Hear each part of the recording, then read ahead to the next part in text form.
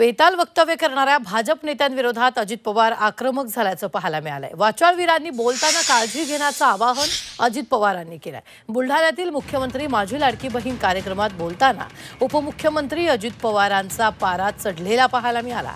अजित पवारांना कुठे तक्रार करायची ते करू शकतात, हिंदुत्वावर तडजोड नाही असं म्हणत नितेश राणेंनी अजित पवारांना सुनावलंय। तर अजित पवारांनी तक्रार केल्याबाबत माहीत नसल्याचं उपमुख्यमंत्री देवेंद्र फडणवीस म्हणाले।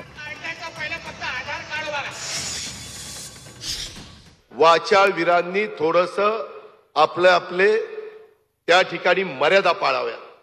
आपण शिवशाहू फुले आंबेडकरांच्या महाराष्ट्रात राहतोय। कुठेही वेडेवाकडे विधान करून मुख्यमंत्र्यांना, महायुतीच्या सरकारला, घटक पक्षांना अडचणीत आणू नये। ठीक आहे, राग येतो, आम्हाला येतो, परंतु राग व्यक्त करण्याच्या काही मर्यादा असतात। त्याच्या संदर्भात भाषा कुठली वापरली जाते, सुसंस्कृत महाराष्ट्र कसा असला पाहिजे ते यशवंतराव चव्हाण साहेबांनी शिकवलेलं आहे। अजितदादांना कुठे तक्रार करायची तरी करू शकतात, तो त्यांच्या पक्षाचा विषय आहे। हिंदुत्वावर आमच्याकडून कुठलीही तडजोड होणार नाही। त्या बाबतीमध्ये आमची भूमिका सरळ स्पष्ट आहे।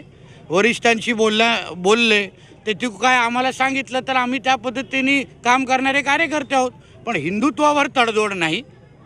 मला अपेक्षा होती की जे आमची दिल्लीला तक्रार करतायत त्यांनी आमच्या ह्या गणेश चतुर्थीच्या निघालेल्या मिरवणुकीवर ज्यांनी दगडी मारली त्याच्याबद्दल पण एकदा तरी निषेध केला पाहिजे होता, एकदा तरी त्याच्यावर आक्षेप घेतला पाहिजे होता।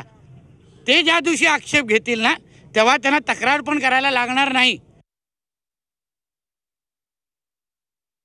मला असं वाटतं की अजितदादाने कोणाकडे तक्रार केली आहे मलाही माहिती नाही, किंवा अशी तक्रार झाली आहे की हेही मला माहीत नाही, पण नितेश राणे हे हिंदुत्वाकरता काम करतात, ते हिंदुत्ववादी आहेत, ते अतिशय तडफेनं हिंदुत्वाचे विषय मांडतात। अर्थात हे विषय मांडताना कधीकधी ते जे काही बोलतात त्याचे वेगळे अर्थ निघतात। त्या संदर्भात स्वतः नारायणराव राणे साहेबांनी त्यांच्याशी चर्चा केली आहे, मी चर्चा केली आहे, त्यामुळे ते त्याची काळजी निश्चितपणे घेतील।